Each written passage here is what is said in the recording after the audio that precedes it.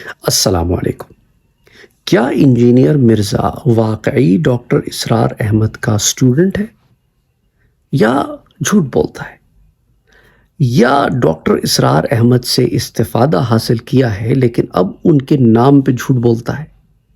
اور اس کی تصدیق کرنے کے لیے ڈاکٹر اسرار احمد اس وقت دنیا میں موجود نہیں ہیں، تو یہ جو چاہے ان کے نام سے بولتا پھرے، there is nobody to cross question him۔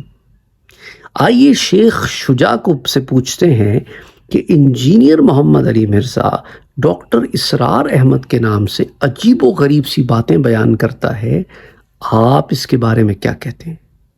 کیونکہ شیخ شجاع کا تعلق بھی تنظیم اسلامی سے ہے جس کے بانی ڈاکٹر اسرار احمد تھے، اور اب دیکھیں کہ ڈاکٹر اسرار احمد کے جانے کے بعد ان کے بارے میں جو عجیب و غریب سی باتیں انجینئر مرزا کیمپ سے سامنے آتی ہیں، ان کی حقیقت آئیے شیخ شجاع سے جانتے ہیں۔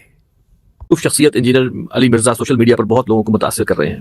ان کے خیالات، نظریات اور تصورات سے مجھے کئی اختلافات ہیں، اور میری نظر میں جس کام میں ان کی اس وقت مصروفیات ہیں، بانی تنظیم ڈاکٹر اسرار احمد صاحب رحمہ اللہ کا دور دور سے اس تک کوئی واسطہ اور تعلق نہیں ہو سکتا، بلکہ کئی اعتبارات سے بالکل تضاد بھی نظر آتا ہے۔ لیکن ان صاحب کا بہت بڑا مسئلہ جس سے بہت بے چینی پیدا ہو گئی ہے وہ یہ ہے کہ یہ بار بار اپنے آپ کو ڈاکٹر اسرار احمد صاحب کا شاگرد قرار دیتے ہیں۔ جہاں بھی دلیل کی ضرورت ہو تو اپنی بات کہہ کر بیان کر دیا کرتے تھے، لیکن میرے استاد ڈاکٹر اسرار احمد نے یہ بات کہی ہے، جبکہ وہ بات بھی ڈاکٹر اسرار احمد نے نہیں کہی ہوتی۔ تو ان کا سوال یہ ہے کہ یہ انجینئر محمد علی مرزا اپنے آپ کو ڈاکٹر اسرار صاحب کا شاگرد کس حیثیت سے کہتے ہیں، اور کیا ان جیسی معروف شخصیت کے ایسے عمل سے تنظیم کی دعوت پر اثر نہیں پڑے گا؟ سوال آ گیا تو پہلے دو تین اصولی بات سمجھ لیتے ہیں۔ جہاں تک بانی تنظیم ڈاکٹر اسرار صاحب رحمۃ اللہ علیہ کا تعلق ہے، ایک تہائی حصہ امت کا ایسے افراد پر مشتمل جو اردو یا ہندی سمجھتے ہیں، تو بانی تنظیم ڈاکٹر اسرار صاحب رحمۃ اللہ علیہ کو سننے والوں کی تعداد تو اب لاکھوں سے بھی کروڑوں کی بات ہے، الحمدللہ۔ اور یہ ایک اچھی بات ہوتی ہے کہ میں کسی شخصیت سے استفادہ کروں تو میں ان کو اپنا محسن سمجھوں، اور میں کہوں جی میں نے ان سے استفادہ کیا، اس معنی میں کوئی کہتا ہے کہ وہ میرے استاد ہیں، تو ایسے تو لاکھوں افراد آپ کو ملیں گے کہ ڈاکٹر اسرار صاحب ہمارے مینٹور ہیں، کوئی یہ کہے گا ڈاکٹر اسرار صاحب ہمارے مربی ہیں، ڈاکٹر اسرار صاحب ہمارے محسن ہیں، ڈاکٹر اسرار صاحب ہمارے استاد ہیں، ایسے تو لاکھوں افراد ملیں گے۔ تو کوئی اتنا کریڈٹ دیتا ہے ان کو، یہ ذکر کرتا ہے، تو یہ اچھی بات ہے۔ سیدنا علی رضی اللہ تعالیٰ عنہ فرماتے ہیں جس سے مجھے ایک لفظ سکھا دیا وہ میرا استاد ہے، میں اس کا غلام ہوں، اللہ اکبر کبیرہ۔ امام ابو حنیفہ رحمۃ اللہ علیہ کے بارے میں ایک عجیب مسئلہ معروف ہے کہ کسی کتے سے متعلق کوئی مسئلہ تھا، میں وہ بیان نہیں کر رہا ابھی، تو کسی شخص نے جو صفائی ستھرائی کا کام کرتا تھا اس نے اس بارے میں امام صاحب کو ایک بات سمجھائی، تو امام صاحب اس کو دیکھ کر اس کے احترام میں کبھی کبھی کھڑے ہوتے تھے، اس کا ادب کرتے تھے، بھائی یہ فلاں بات اس نے مجھے سمجھائی، تو یہ ہمارے اسلاف کا طریقہ ہے۔ یہاں تک تو اصولی بات آ گئی۔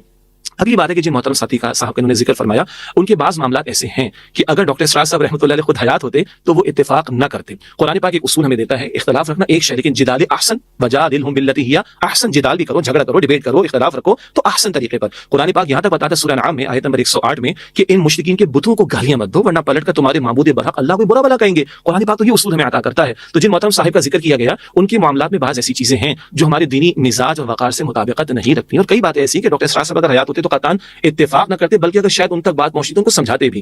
آخری بات جو ہمارے بھائی نے کہی ہے کہ بھائی اب وہ نام لیتے ہیں تو اس سے تنظیم کی دعوت کو نقصان تو نہیں پہنچے گا۔ اب دیکھیے بہت سی باتیں ہمارے اختیار میں تو نہیں ہیں، اب کسی نے استفادہ کیا اور وہ اپنے آپ کو ریلیٹ کر رہا ہے تو ٹھیک ہے، البتہ سننے والوں کو دیکھ لینا چاہیے کہ ڈاکٹر اسرار صاحب کی پوری زندگی کس کام میں لگی۔ کیا معاذ اللہ وہ اسلاف پر بحثیں کرنے میں لگی؟ کیا وہ فقہی مسائل کے میدان میں داخل ہو کر اپنی عقول لڑانے اور اپنی آراء پیش کرنے میں لگی؟ کیا وہ مسلکی اختلاف پر بحثوں کو چھیڑنے میں لگی؟ کیا وہ افراد اور شخصیات کے اوپر بظاہر قسم کے انداز سے کلام کرنا؟ استغفر اللہ، قطعاً نہیں۔ ان کی زندگی لگی خدمت قرآنی میں، ان کی زندگی لگی اقامت دین کی جد و جہد کے تعلق سے۔ اور آخری بات ہے کہ میں بھی ڈاکٹر اسرار صاحب کا شاگرد ہوں، میں ان کا روحانی بیٹا ہوں، میں ان کا شاگرد ہوں، میرے محسن ہیں۔ دیکھنے کی بات ہے کہ اگر میں کسی کو اپنا استاد کہہ رہا ہوں تو ان کی زندگی کے مقصد سے میں کتنا ہم آہنگ ہوں۔ میرے نزدیک، ہمارے نزدیک وہ سب معتبر ہیں، قابل احترام ہے جو ڈاکٹر اسرار صاحب کو اپنا محسن سمجھتے ہیں، مگر ڈاکٹر صاحب خود کہتے ہیں یار اگر مجھ سے محبت ہے تو میرے ہاتھ میں ہاتھ، تو بیعت کرو میرے ہاتھ پر۔ مجھ سے محبت ہے تو آؤ اس کام میں لگو جس کام میں میں لگا ہوں، مجھ سے محبت ہے تو اقامت دین کی جد و جہد کے اندر آؤ، اجتماعیت اختیار کرو، بیعت کرو اور اپنا تن من دھن اس کام میں لگانے کی کوشش کرو۔ تو واقعتاً میں سمجھتا ہوں کہ اگر کوئی واقعتاً اپنے آپ کو ڈاکٹر اسرار صاحب کا شاگرد کہے یا ان کو واقعتاً اپنا بڑا اور محسن مانے، تو میں سمجھتا ہوں کہ اس کی اخلاقی کم از کم ذمہ داری بنتی ہے کہ وہ مشن جو ڈاکٹر اسرار صاحب کا تھا رحمۃ اللہ علیہ، جس میں ان کی پوری زندگی لگ گئی، زندگی پوری قربان ہو گئی، اس کام میں بالفعل وہ لگے۔